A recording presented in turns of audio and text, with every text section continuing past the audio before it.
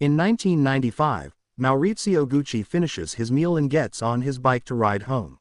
When Maurizio reaches his home, a man suddenly calls out his name. The story then moves back to the 1970s. Patrizia is working as a secretary in her family's trucking business.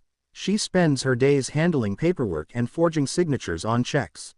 One day, her friend Max invites her to a party. She agrees to go, not knowing that this night will change her life. At the party, Patrizia notices a man standing behind the bar. He looks different from the other guests, reserved, almost shy. She approaches him and introduces herself. He tells her his name is Maurizio. When she asks about his last name, he hesitates, but eventually says, Gucci. Patrizia's interest sparks immediately. She knows the Gucci family is wealthy and well-known. She sees an opportunity. She starts a conversation, laughing at his jokes, making sure he notices her.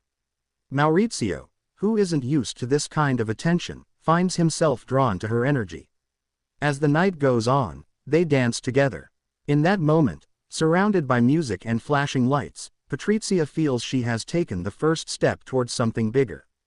Maurizio, unaware of what is ahead, enjoys the feeling of being wanted. This is how their story begins.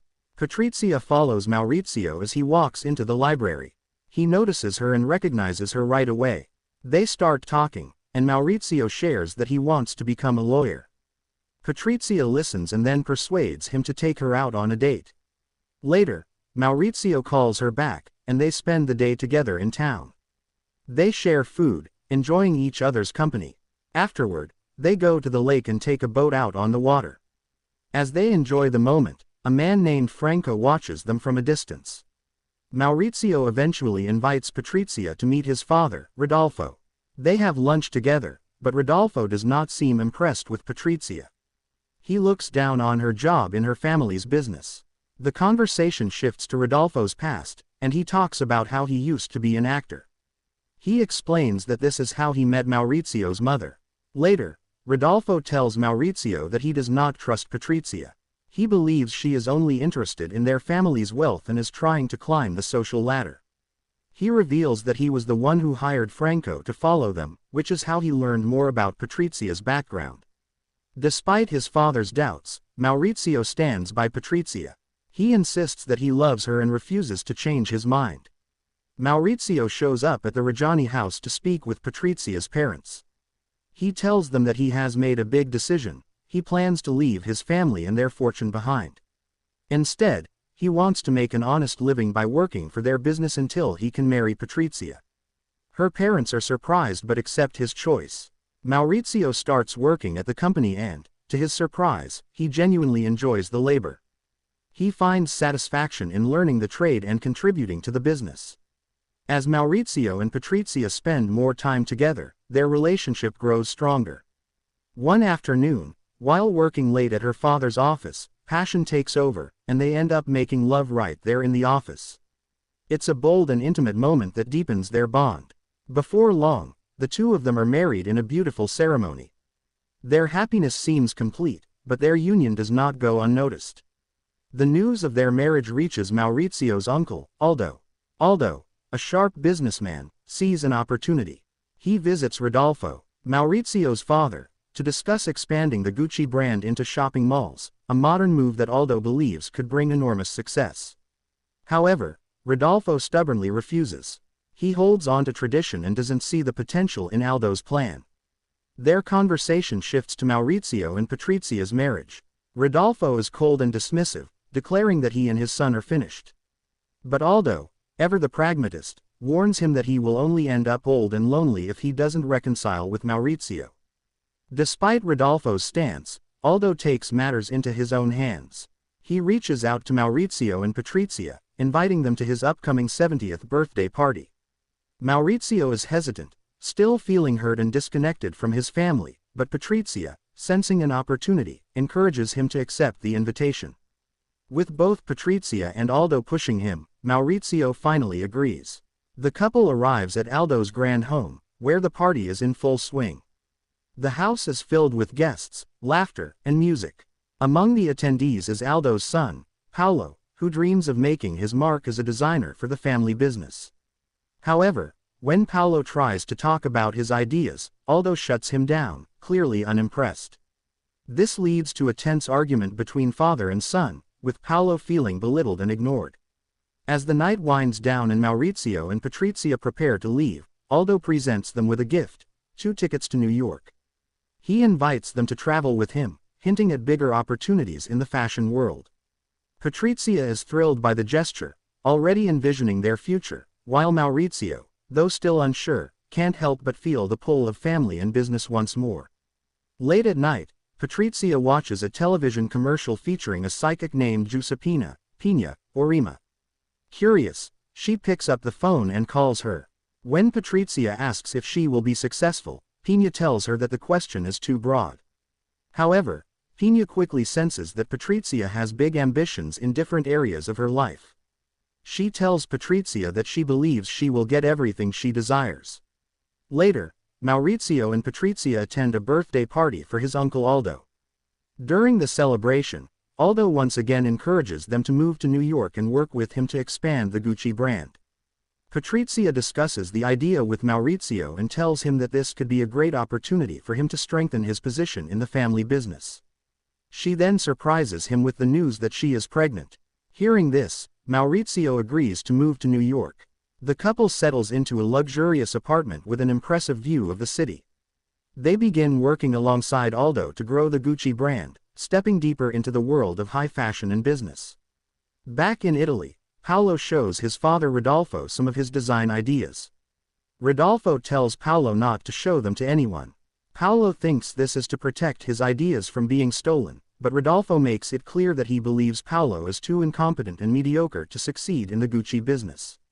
Hurt and angry, Paolo vows to make it on his own. After Rodolfo leaves, Paolo spitefully takes a piece of cloth designed by his father and urinates on it. Meanwhile, Patrizia gives birth to her and Maurizio's daughter, Alessandra, named after Maurizio's late mother. The couple later returns home to share the good news with Rodolfo, who is now very ill. Rodolfo expresses pride in Maurizio and tells him that the future of the Gucci business is in his hands. Shortly after, Rodolfo passes away, and the family gathers for his funeral. Afterward, Patrizia and Maurizio meet with the family's business associate, Domenico da Sole. He informs Maurizio that Rodolfo never signed his death certificate. As a result, if Maurizio wants to claim his inheritance, he must either pay a massive $14 billion inheritance tax or sell his shares of Gucci. Patrizia, suspicious of Domenico, tells Maurizio that she does not trust him. Patrizia meets with Pina in person, seeking more than just psychic guidance.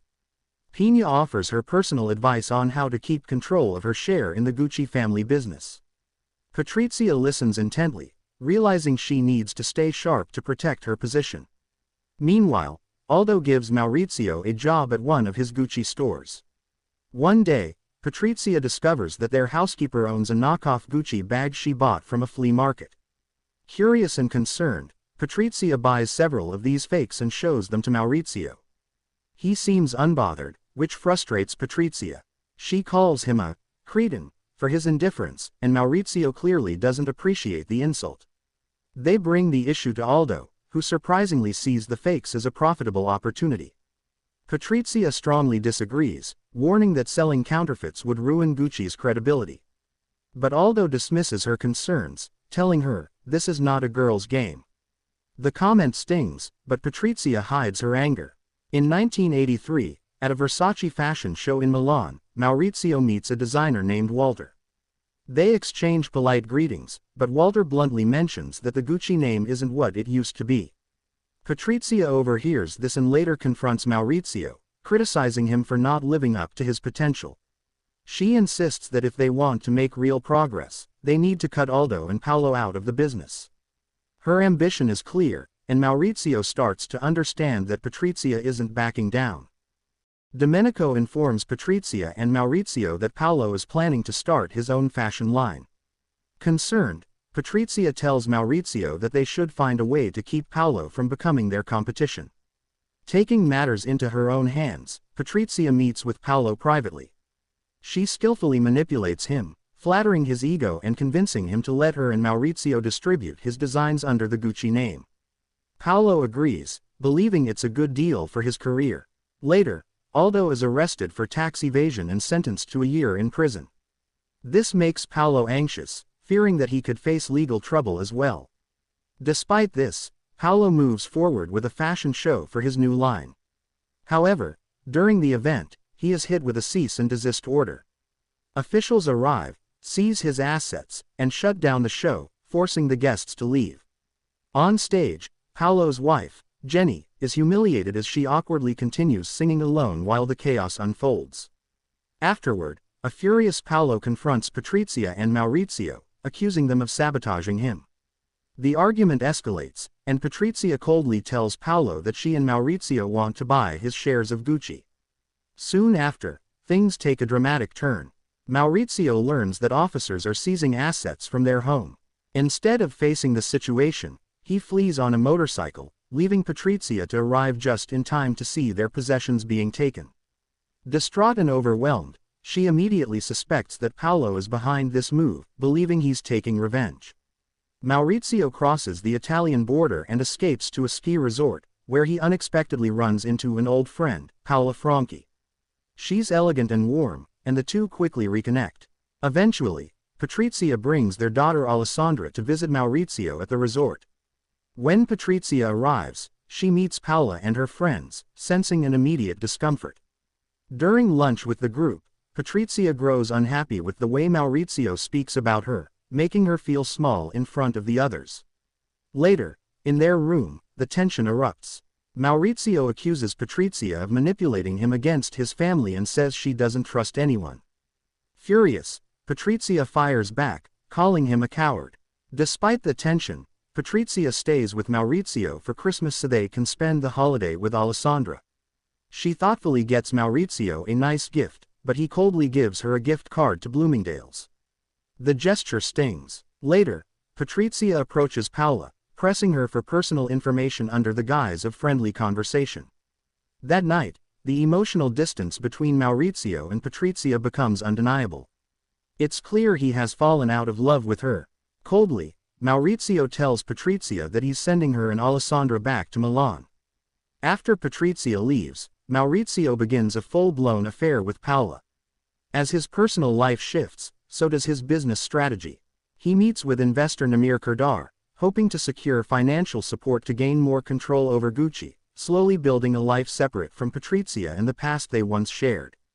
Aldo is released from prison and reunites with Paolo, only to be devastated when Paolo reveals he sold his shares of Gucci. Paolo, nearly broke, justifies the decision, but Aldo feels utterly betrayed, believing their family legacy is now ruined. The tension rises when they meet with Namir Kardar to negotiate selling Aldo's shares. When they discover that Maurizio is secretly involved with Namir, Aldo erupts in anger, calling Maurizio a traitor. Despite his heartbreak, Aldo signs the contract, tears streaming down his face. Meanwhile, Domenico approaches Patrizia with shocking news: Maurizio intends to divorce her and wants shared custody of Alessandra. Patrizia, rattled, turns to Pina once again, and through their conversation, she pieces together that Maurizio is with another woman. The truth slowly sinks in. As Maurizio focuses on rebuilding Gucci, he starts moving in elite circles, meeting with top designers like Anna Wintour and searching for the right creative partners. Domenico introduces him to Tom Ford, a young, ambitious designer who vows to bring Gucci back to its former glory. In the midst of Maurizio's rise, Patrizia confronts him, tearfully begging him to return to her and their daughter. But Maurizio, cold and distant, makes it clear that he's done with both Patrizia and their past life together. Heartbroken and spiraling, Patrizia begins to unravel. Her desperation turns dark. She starts leaving menacing voicemails for Maurizio and Paola, her sorrow slowly giving way to dangerous obsession. Patrizia and Pina secretly meet with two hitmen, Ivano Savioni and Benedetto Ceraulo, giving them the deadly task of finding and killing Maurizio. Meanwhile, after a successful Gucci fashion show, Maurizio celebrates with Domenico, Tom Ford, Namir, and other investors. During dinner, they offer to buy Maurizio's shares for $150 million, giving Domenico more control of the company. As the reality sinks in, Maurizio has a moment of clarity, realizing that Patrizia was right about him all along. Overwhelmed, he throws his dinner plate to the floor. On the morning of March 27, 1995, Maurizio finishes lunch and rides his bike home. Ivano and Benedetto are waiting nearby. As Maurizio arrives, Benedetto gets out of the car, calmly calls his name, and shoots him 3 times before fleeing the scene, leaving Maurizio lifeless on the ground. Back at home, Patrizia waits for the inevitable news. When it arrives, she coldly writes, "Paradise," in her journal. Later, she takes Alessandra to Maurizio's home, where they find a heartbroken Paola. Instead of comforting her, Patrizia cruelly tells Paola to leave, claiming the house as her own with a chilling finality. 2 years later, Patrizia, Pina, Ivano, and Benedetto stand trial for Maurizio's murder. As the judge repeatedly addresses her as Signora Reggiani, Patrizia coldly corrects him, "You may call me Signora Gucci." The closing text reveals their fates. Patrizia was sentenced to 29 years in prison but was released after 18, while Pina received 25 years, Ivano 26 years, and Benedetto a life sentence. Aldo had died of prostate cancer in 1990, and Paolo passed away in poverty in London 5 years later. In a striking twist of fate, the same year Maurizio was murdered, Gucci became a publicly listed company. Thank you so much for watching this video. Don't forget to like, share and subscribe to our channel.